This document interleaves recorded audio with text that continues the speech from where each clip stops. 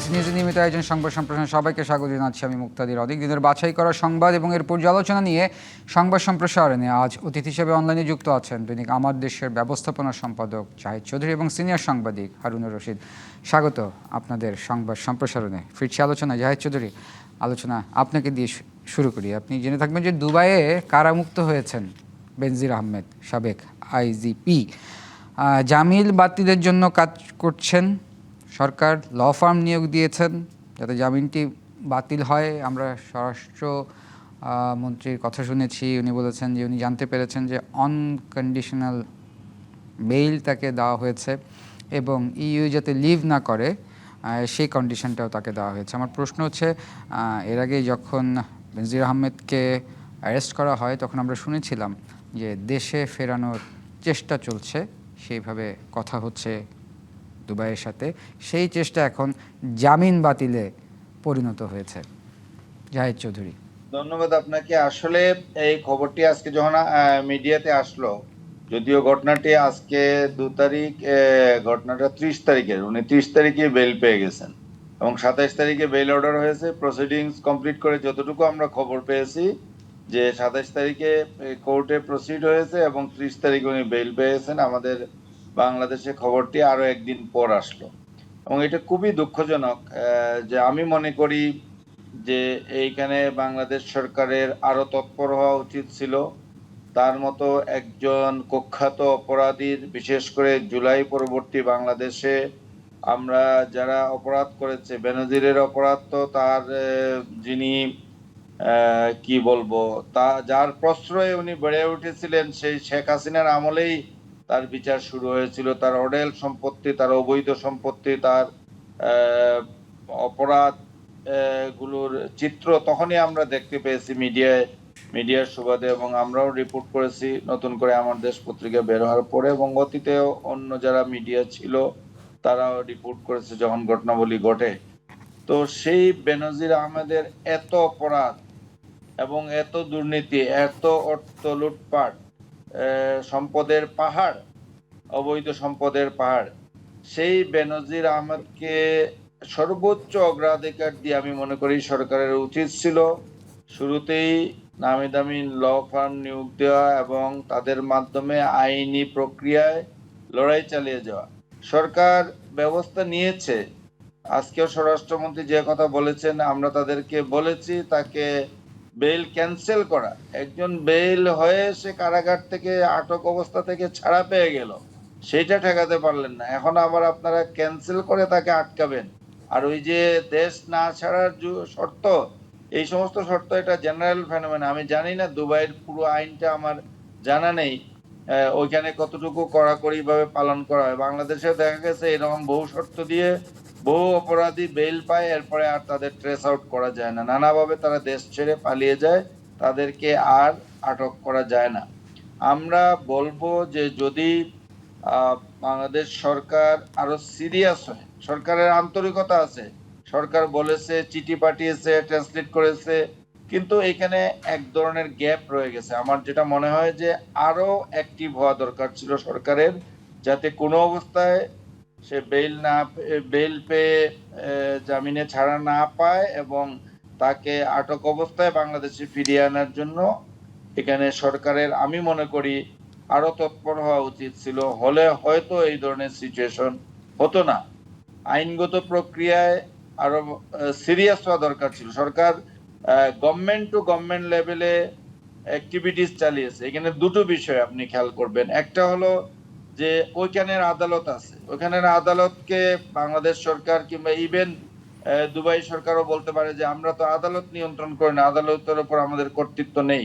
এটা আমরা বাংলাদেশের ক্ষেত্রেও দেখি, সরকার অনেক ক্ষেত্রেই বলে যে আদালত জামিন দিয়ে দিয়েছে, আমি কি করব, আদালতের উপর তো সরকারের কর্তৃত্ব নেই। বাট বাস্তবে যখন সরকার খুব সিরিয়াস হয় তখন কিন্তু ওইখানেও তার আইনজীবী শক্ত মানে যখন কোর্টে দাঁড়ান এবং সিরিয়াসলি ফেস করেন যে কোনো মামলা, তখন দেখা যায় যে তার অফেন্স গুলা যখন ঠিকভাবে এবং প্রসিডিওর মেনটেন করে, আইনি দিক মেনটেন করে যখন আদালতে উত্থাপন করা হয়, তখন অনেক ক্ষেত্রে আদালত এই জামিন না দিয়ে তাকে আটকে রাখার মতো পরিস্থিতি হয়। বাংলাদেশের ক্ষেত্রে আমরা এটা বলতে পারি। দুবাইয়ের আইনটা আমি পুরোপুরি জানি না, বাট আমরা যতটুকু মিডিয়ার মাধ্যমে দেখেছি এবং তাকে আটক করার পর আগে পরে যে সমস্ত ঘটনাবলী, যে সমস্ত রিপোর্ট আসছে এবং মন্ত্রণালয় থেকে যে ব্রিফিং করা হয়েছে, স্বরাষ্ট্রমন্ত্রীর বক্তব্য আমরা এর আগেও শুনেছি, এ নিয়ে পররাষ্ট্রমন্ত্রীর বক্তব্য শুনেছি, সরকারের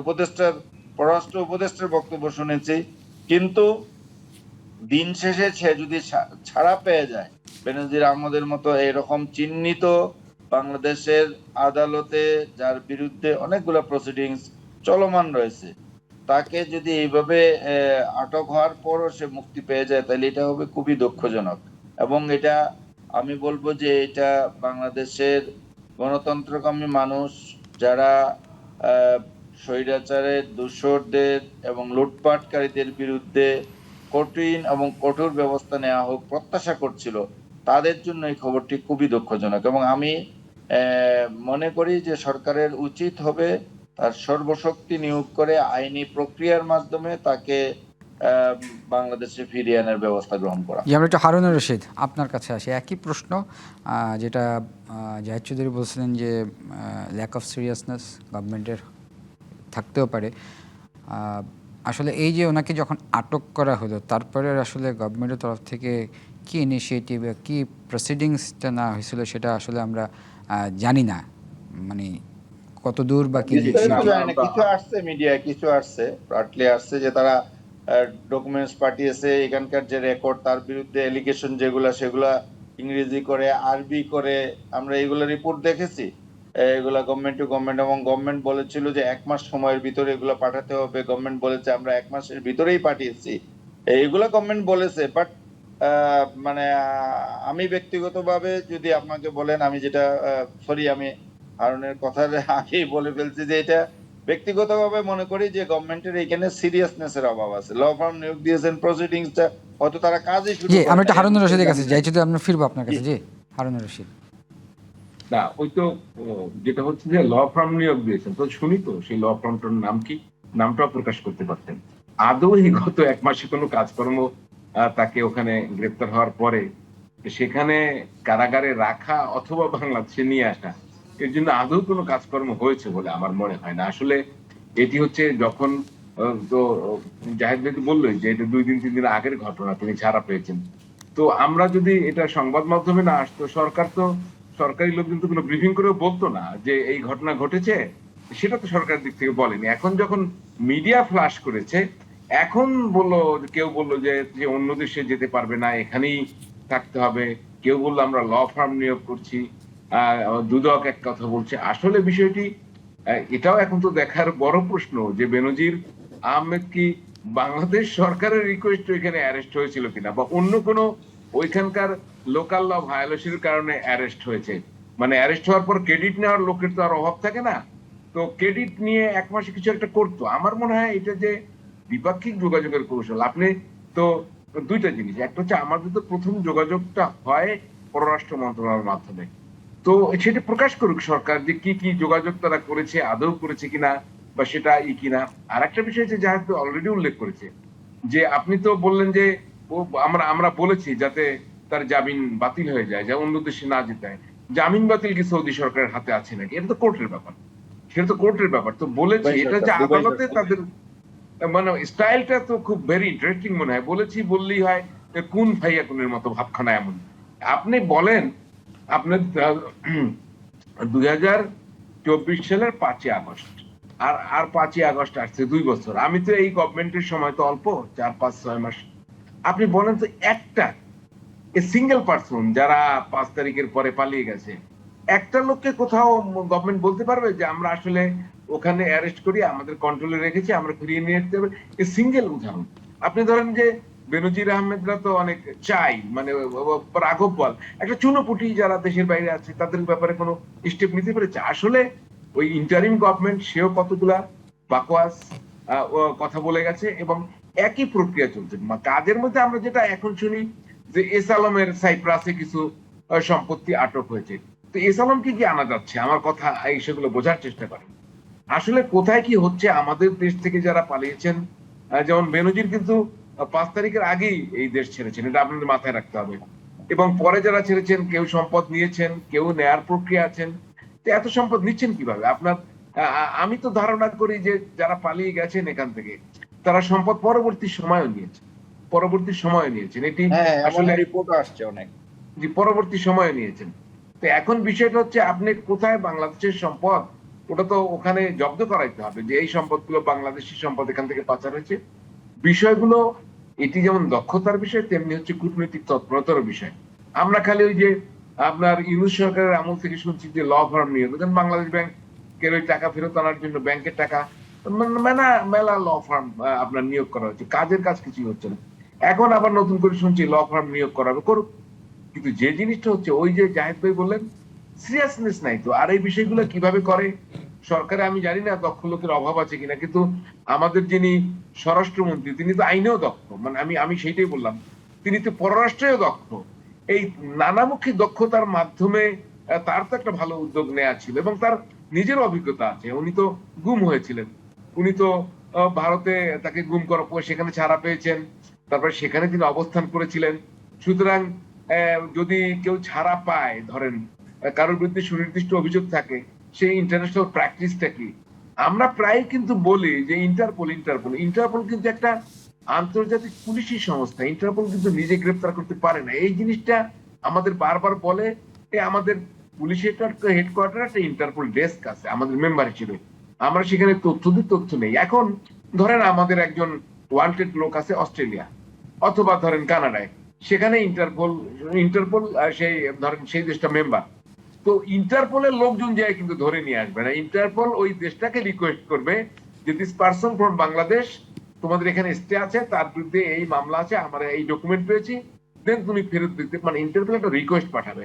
এখন ওই দেশ ফেরত দেবে কিনা তার নিজস্ব ব্যাপার। ইন্টারপোল যদি ওই দেশ ফেরত না দেয়, ইন্টারপোল তো কিছু করার নেই। এইটা হচ্ছে একদম লিয়াজোর মতো, আপনার একটা পুলিশি সংস্থা যারা পরস্পরের দিকে লিয়াজো করে। আসলে এটা দক্ষ কূটনীতি, আন্তর্জাতিক পর্যায়ে আপনি প্রভাব বিস্তার করতে পারেন কতখানি, মানে মার্কিন যুক্তরাষ্ট্র চাইলে তো বিমান পাঠিয়ে বাংলাদেশ থেকে ধরে নিয়ে যেতে পারে। আমি একদম স্রেফ বললাম, কেউ যদি আমার এই কথার প্রতিবাদ করে আমি প্রমাণ দিয়ে দিই। মার্কিন যুক্তরাষ্ট্র তার মতো করে তার কমান্ডো পাঠায় বাংলাদেশ থেকে ধরে নিয়ে যাবে, আপনি কিচ্ছুই বলতে পারবেন না। এটা নিয়েছিল, আমার কাছে ডকুমেন্ট আছে। এক গভর্নমেন্টের আমলে জঙ্গি কারণে বাংলাদেশে এক নাগরিককে, ওখানে বিচার চলছে যে বাংলাদেশে পালিয়ে আছে, তাকে যেখান থেকে ধরে নিয়ে গেছে নিজস্ব স্টাইলে, পরে যখন খবর প্রকাশ হয় তখন বললো গভর্নমেন্ট হ্যাঁ তারা ছিল, আমাদের সাথে যোগাযোগ করুন। সুতরাং এটি একটি দেশের সক্ষমতার বিষয় আছে, দেশের সক্ষমতার বিষয় আছে যে আমি কতটা আন্তর্জাতিক অঙ্গনে বা আমার পাওয়ার কতখানি, বিষয়টা তো এত সহজ না। সুতরাং বলতে পারে যে আমরা আপনার বলেছি, আমরা ওদেরকে বলেছি ওদের জামিনটা যেন বাতিল করে দেয়। কাকে বলেছে? সৌদি আরবকে। সৌদি আরবের আমাদের যে বিরতির সময় হয়েছে। দুবাই দুবাই এটা কোর্টে ফাইট দিতে হবে। কোর্টে ফাইট দেওয়ার আমাদের লিগ্যাল কোনো বেসিস আছে কিনা, আমাদের মামলাগুলো ওইখানে এস্টাবলিশ কিনা, অনেক কিছু বিষয় আছে। আপনি যে আমাদের একজন লোক সৌদি আরবে গ্রেপ্তার হলো, আমি যে কোর্টে ফাইট দেব, আমার সেই ফাইট দেওয়ার জন্য লিগ্যাল প্রসিডিওর আমি ফিট করি কিনা সেটা বলুক না গভর্নমেন্টের। জি, আমাদের যে বিরতির সময় হচ্ছে। হ্যাঁ, হারুন রশিদ এবং জাহিদ চৌধুরী, আমরা বিরতি থেকে ফিরে এসে আলোচনা করছি। প্রিয় দর্শক, সংবাদ সম্প্রসারণের বিরতির সময় হয়েছে, সঙ্গেই থাকুন। বিরতির পর আবারও স্বাগত সংবাদ সম্প্রসারণে। আমাদের সাথে আজ অতিথি হিসাবে অনলাইনে যুক্ত আছেন দৈনিক আমার দেশের ব্যবস্থাপনা সম্পাদক জাহিদ চৌধুরী এবং সিনিয়র সাংবাদিক হারুন রশিদ। ফিরছি আলোচনায়। জাহিদ চৌধুরী, জামায়াতের আমির অভিযোগ করেছেন যে ফ্যাসিস্টের চরিত্র পুরোটাই ধারণ করেছে বর্তমান সরকার। সেকেন্ড আমি বলে দেই, আসলে আমি বারবার বলছিলাম সৌদি আরব, এটা দুবাই মানে আরব আমিরাতে। জি না, এটা আমি দেখেছি। উনি জাতীয় প্রেস ক্লাবে লেবার পার্টির একটা আলোচনা অনুষ্ঠান ছিল। লেবার পার্টির আলোচনা অনুষ্ঠানে জামাতের আমির এই মন্তব্য করেছেন। আসলে উনি সুনির্দিষ্টভাবে কেন এই কথাগুলো বলছেন, এই মন্তব্য করছেন সেটা বলেননি। তো এটা আমার কাছে যেটা মনে হয়েছে যে রাজনৈতিক বক্তব্য, মাঠের বক্তব্যের মতোই উনি বক্তব্য দিয়েছেন। তবে রিসেন্টলি আমি যতটুকু বুঝতে পারি যে এনসিপির নেতাদের উপর যে আক্রমণের ঘটনা ঘটেছে, এইটাকে উদ্দেশ্য করেই এবং আরো কিছু দাবি দাওয়া নিয়ে তারা যে বিভাগীয় পর্যায়ে সভা সমাবেশগুলো করছেন, এই সভা সমাবেশগুলো, বিভাগীয় পর্যায়ের সমাবেশগুলোতেও তারা বিভিন্ন দাবি উত্থাপন করেছেন। এবং জুলাই সনদ এখনো বাস্তবায়িত হয়নি, কিংবা পার্লামেন্টে তারা যেভাবে চেয়েছিলেন সংবিধান সংস্কার পরিষদ হোক, সেটা না হয়ে সংবিধান সংশোধন কমিটি, বিশেষ কমিটি হয়েছে। এই সমস্ত অভিযোগ জামাতের পক্ষ থেকে আছে। তো এই এই সব মিলে হয়তো এই মন্তব্যটি করেছেন, তবে উনি ব্যাখ্যা দেননি আজকের অনুষ্ঠানে। আমি যতটুকু পড়েছি মিডিয়ায় যা আসছে অনলাইন গুলাতে, তাতে উনি বিস্তারিত বলেননি যে কেন এই অপরাধ করেছে, এই কারণে এই সরকার আগের ফেসিবাদের মতো আচরণ শুরু করেছে। তবে বিশেষ করে আমি যতটুকু বুঝতে পারি যে 11 দলীয় জোটে এখনো এনসিপি রয়ে গেছে। এই 11 দলীয় জোটের শরিক একটি দলের অনুষ্ঠানে গিয়ে জোটের শরিক এনসিপির যে সিলেটের সমাবেশগুলোতে সরকার সমর্থক দলের নেতা কর্মীদের সাথে তাদের যে বিরোধ হয়েছে, যে সংঘর্ষ হয়েছে, যে পাল্টা হামলা হয়েছে, আক্রমণ হয়েছে, এই সমস্ত জিনিস ইঙ্গিত করে উনি মূলত এই বক্তব্যটি দিয়েছেন বলে আমার কাছে মনে হয়েছে। তবে আমি যেটা বলবো, আবারও বলি, এর আগের অনুষ্ঠানে মানে অন্য জায়গায় আমি যে মন্তব্যটি করেছি, এনসিপির তরফ থেকে এনসিপির কোনো নেতা যেভাবে সরকার প্রধানকে কিংবা সরকারি দলের সিনিয়র নেতাদেরকে উদ্দেশ্য করে যে ভাষায় কথা বলছেন, আমি ব্যক্তিগতভাবে মনে করি, আমি জানি না, আমার মনে হয় যে এটার একটা জায়গায় আসা উচিত যে আমরা কতটুকু বলবো। রাজনৈতিক বক্তব্য হবে, আমরা জুলাই শিষ্টাচার। পরবর্তী একটা পরিবেশের কথা বলছি, যে 5ই আগস্ট পরবর্তী, 24শে জুলাইয়ের পরবর্তী আমরা বাংলাদেশকে নতুন করে গড়া বাংলাদেশ 2.0-র কথা বলছি, নতুন করে গড়ার কথা বলছি। তো নতুন করে নতুন বাংলাদেশে কি এইটা, নতুন বাংলাদেশের ল্যাঙ্গুয়েজ কি এটা হবে কিনা, আমি মাঝে মধ্যে একটু বিভ্রান্ত হয়ে যাই।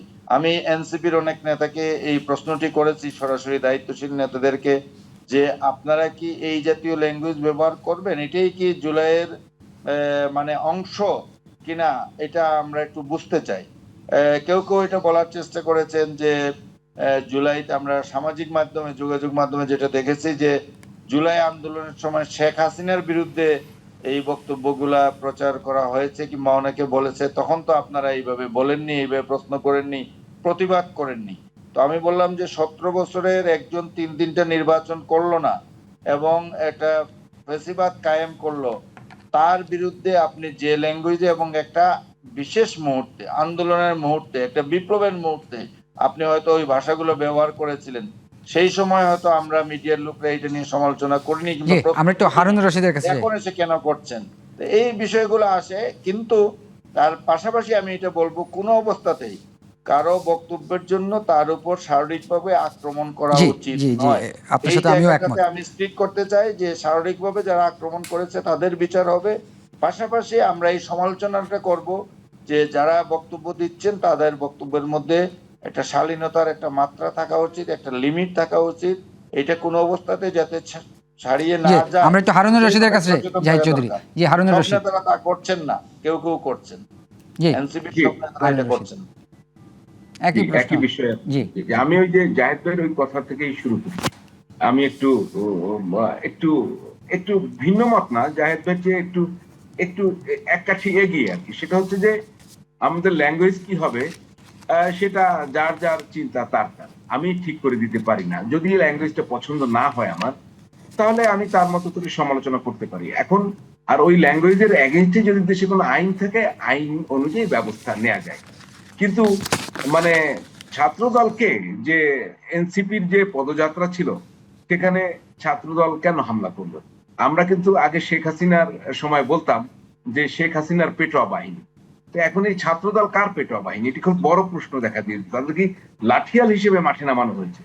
আপনি যদি যদি তারা ধরেন এই যে এনসিপি যে ওখানে পদযাত্রা করলো, সেখানে যদি তারা কোনো সন্ত্রাসী কার্যকলাপ করতো, আমি ধরে নিলাম, তাহলে সেটা থামানোর দায়িত্ব ছাত্রদল বা বিএনপির না, সেটার জন্য পুলিশ আছে।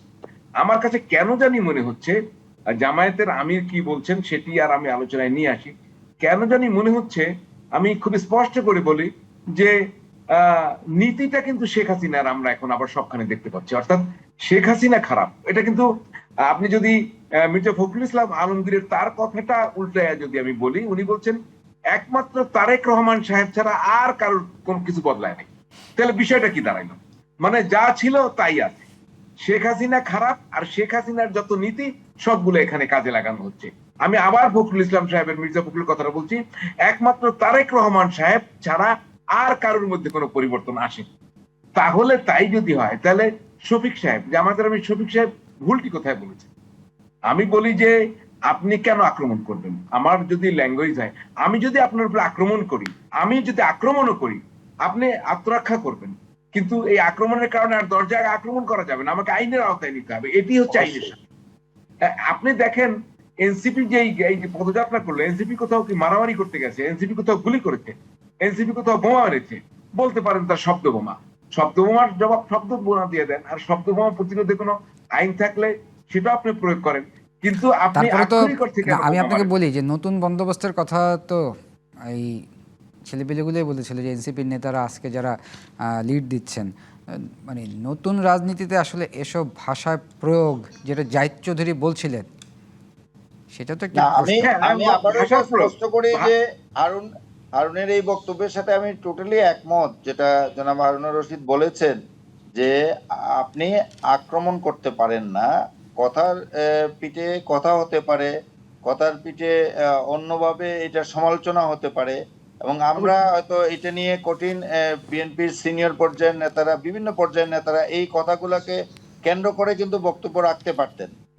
তখন আমরাও এটাকে সায় দিতে পারতাম, কিন্তু যখন এসে এটা আক্রমণের পর্যায়ে চলে গেল তাদের উপর, তখন আর তাদের পক্ষে বলার জন্য এই সুযোগটা তারা রাখলেন না। জি, আমরা একটু হারুনুর রশিদের কথা শুনি, আমরা একটু শেষ করে পর্যায়ে ফেললেন। আছি। জি, হারুনুর রশিদ বল। যে যে আপনি বলছিলেন যে যা করছে- তারা তো নতুন বন্দোবস্তের কথা বলতে, সেখানে এই শব্দগুলো যায় কিনা, যায় কি যায় না সেটা জনগণের হাতে ছেড়ে দিন। তারা নতুন বন্দোবস্তের কথা বলছে, তাদের সেই সিস্টেম যদি গ্রহণযোগ্য না হয়, তাহলে তারা জনগণের কাছে পাত্তা পাবে না। সেই দায়িত্ব তো আপনাকে আর আমাকে দেয় নাই যে ওরা এই ধরনের কথা বলছে, সুতরাং ওদেরকে আক্রমণ করো। ওদেরকে এই কথা যদি জনগণ পছন্দ না করে, যদি গ্রহণ না করে, তাহলে ওরা গ্রহণযোগ্যতা হারাবে। এই চিন্তা আমাদের কেন? আমার ভালো আমি করি, অন্যের ভালো নিয়ে তো এত চিন্তা করার দরকার নেই। আমার প্রশ্নটা সেখানে। এবং আপনি যেটা বলছেন যে ভাষা, হ্যাঁ, ভাষা তো অবশ্যই একটা গুরুত্বপূর্ণ বিষয়। সেক্ষেত্রে তারা যদি মনে করে ওটা তাদের ভাষা, তাহলে পাবলিকের হাতে ছেড়ে দেন না। জনগণ এটাকে কিভাবে অ্যাকসেপ্ট করে সেটা তো আপনি দেখতেই পাবেন। তাই বলে আমার লাঠিয়াল বাহিনী দিয়ে আমি আক্রমণ করতে পারি না।